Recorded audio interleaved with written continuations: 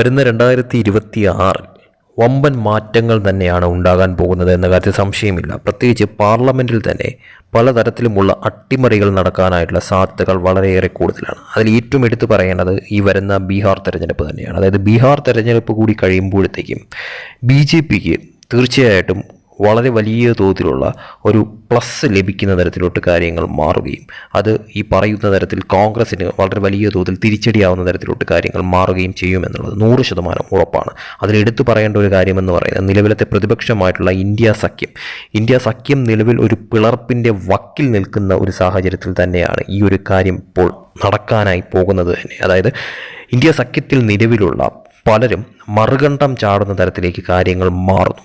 അത് ഈ പറയുന്ന തരത്തിൽ MLA-മാർ ഉൾപ്പെടെ, അതോടൊപ്പം തന്നെ എടുത്തു പറയേണ്ടത് MP-മാരുടെ കണക്ക് തന്നെയാണ്. അതായത് നിലവിൽ പ്രതിപക്ഷത്ത് നിൽക്കുന്ന MP-മാരിൽ പലരും, അത് ഒരു കൂട്ടം MP-മാർ തന്നെ മറുകണ്ഠം ചാടി BJP-യിലേക്ക് എത്തുന്ന തരത്തിലോട്ട് കാര്യങ്ങൾ വഴിമാറുകയാണ്. ഇനിയുള്ള നാളിൽ നടക്കാൻ പോകുന്ന ഏറ്റവും പ്രധാനപ്പെട്ട ഒരു കാര്യം തന്നെയാണ് ഇതെന്ന കാര്യത്തിൽ യാതൊരു തർക്കവുമില്ല. കാരണം നിലവിൽ പ്രതിപക്ഷ പാർട്ടികൾ ഒറ്റക്കെട്ടല്ല എന്നുള്ളത് തന്നെയാണ് ഏറെ ഹൈലൈറ്റ് ആയിട്ട് കാണേണ്ടത്. അതായത് കഴിഞ്ഞ പാർലമെൻറ്റ് തെരഞ്ഞെടുപ്പ് കഴിഞ്ഞതിന് ശേഷം പ്രതിപക്ഷത്തിനുണ്ടായിരുന്ന ഒരു ഊർജം കംപ്ലീറ്റ്ലി ചോർന്നു പോയ ഒരു അവസ്ഥയാണ് നിലവിൽ ഇപ്പോൾ ഈ ഒരു സമയം വന്നെത്തി നിൽക്കുമ്പോൾ തീർച്ചയായിട്ടും പറയാൻ സാധിക്കുന്ന ഒരു കാര്യം തന്നെയാണത്. അതായത് കഴിഞ്ഞ പാർലമെൻറ്റ് തെരഞ്ഞെടുപ്പ് കഴിഞ്ഞതിന് ശേഷം വരുന്ന നിയമസഭാ തെരഞ്ഞെടുപ്പുകളിലെല്ലാം തന്നെയും ഞങ്ങൾ വിജയിക്കാനായി പോകുന്നു എന്ന തരത്തിലുള്ള ഒരു ആത്മവിശ്വാസം പ്രതിപക്ഷത്തിൻ്റെ ഭാഗത്തു നിന്നുണ്ടായിരുന്നു, പ്രത്യേകിച്ച് കോൺഗ്രസിൻ്റെ ഭാഗത്തു നിന്ന്. പക്ഷേ അതെല്ലാം തന്നെയും തകർന്ന് തരിപ്പണമാവുന്ന തരത്തിലായിരുന്നു ഇക്കഴിഞ്ഞ നിയമസഭാ തെരഞ്ഞെടുപ്പുകളെല്ലാം തന്നെയും. അത് ഇനി ഏറ്റവും അടിവരയിട്ട് പറയാൻ സാധിക്കുന്ന ഒരു കാര്യമെന്ന് പറയുന്നത് വരാൻ പോകുന്ന ബീഹാർ തെരഞ്ഞെടുപ്പ് തന്നെയാണെന്ന കാര്യത്തിൽ സംശയമില്ല.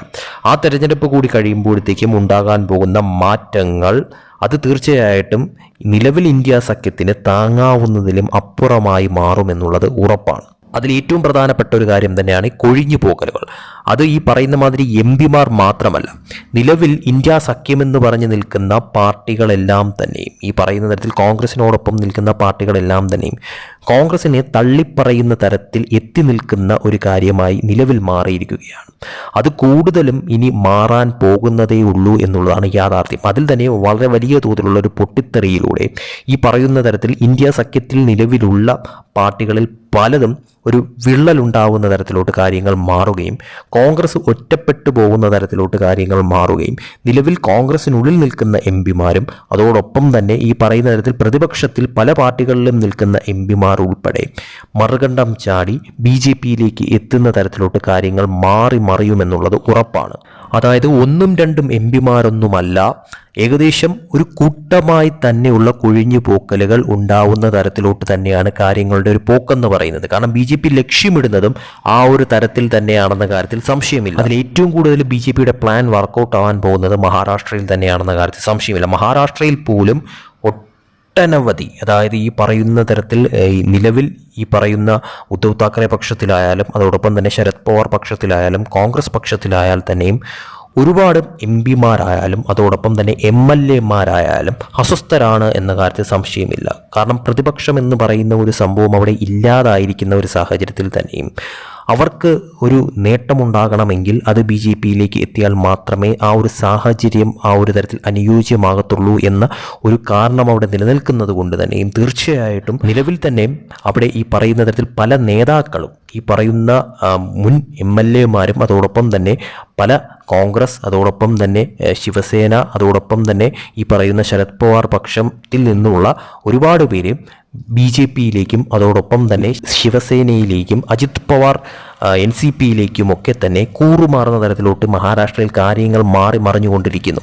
ആ ഒരു സാഹചര്യത്തിൽ വലിയൊരു അട്ടിമറിയാണ് ഇനി വരാൻ പോകുന്ന ചുരുങ്ങിയ നാളുകൾ കൊണ്ട് സംഭവിക്കാൻ പോകുന്നത്. ടോട്ടലായി നോക്കിക്കഴിഞ്ഞാൽ അതിൻ്റെ ഒരു പൂർണ്ണ രൂപം തീർച്ചയായിട്ടും 2026 തെളിയുമെന്ന കാര്യത്തിൽ സംശയമില്ല. അതിൽ BJP സംബന്ധിച്ചിടത്തോളം ഒരു ഭൂരിപക്ഷത്തിൽ എത്തുന്ന തരത്തിലോട്ട് കാര്യങ്ങൾ മാറുകയും അവിടെ കോൺഗ്രസ് ഇന്ത്യ സഖ്യത്തിൽ നിലവിലുള്ള അംഗസംഖ്യയിൽ വളരെ വലിയ തോതിലുള്ള ഒരു കുറവ് സംഭവിക്കുന്ന തരത്തിലോട്ടും കാര്യങ്ങൾ മാറാം.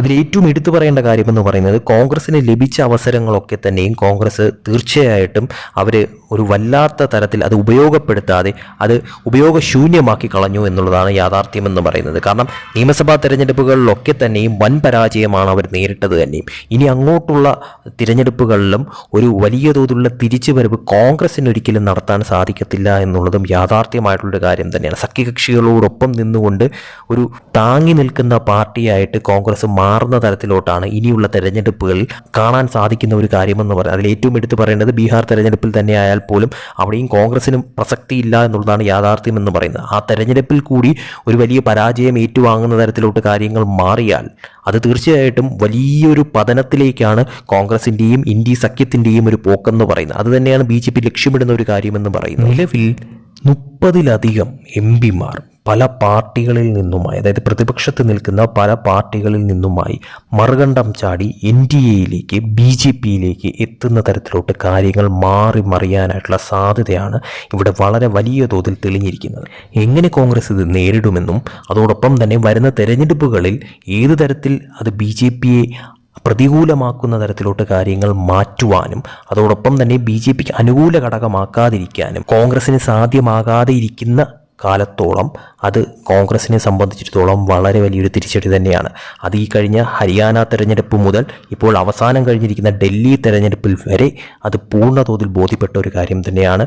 അതുകൊണ്ട് തന്നെയും ഇപ്പോൾ വളരെ വലിയ തോതിൽ ഇന്ത്യ സഖ്യം അസ്വസ്ഥരാണ്. പല പാർട്ടികളും ഇപ്പോൾ മറുകണ്ഠം ചാടുന്ന തരത്തിലേക്ക്, അതായത് ഈ പറയുന്ന ഇന്ത്യ സഖ്യം വിട്ട് തന്നെ കോൺഗ്രസിനെ ഒറ്റപ്പെടുത്തുന്ന തരത്തിലേക്ക് കാര്യങ്ങൾ മാറുന്നു.